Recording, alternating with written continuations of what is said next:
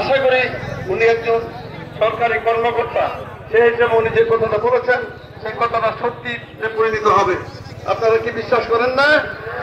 মাশাআল্লাহ, জাযাকাল্লাহ। ওনাকে বিশ্বাস করি, আমি যেহেতু বিশ্বাস করি, আমাকে যেহেতু আপনারা ভালোবাসেন, সেই জন্য আপনারাও ওনাকে ভালোবাসবেন এবং আগামী কুরবানির ঈদের আগেই আমাদের এই কাজগুলি হয়ে যাবে, এতটুকু আশা করি।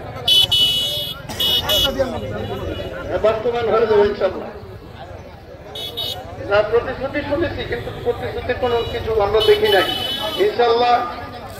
তবে বিএনপিকে যদি ক্ষমতা আনতে পারেন, বিএনপি যদি ক্ষমতায় আসতে পারে, ভোটে নির্বাচিত হতে পারে, তাহলে এই মাঠ কেন, এই শ্রীপুর থানাটাকে অন্যরকম ভাবে আমরা সাজিয়ে তুলবো ইনশাআল্লাহ।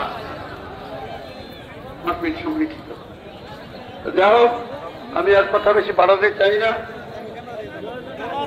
এখন নামাজ পড়াবেন, নামাজ পড়ে তিনি কথা বলবেন, নামাজ পড়ে পরে তিনি কথা বলবেন, এতটুকু বলেই উপস্থিত সকলকে।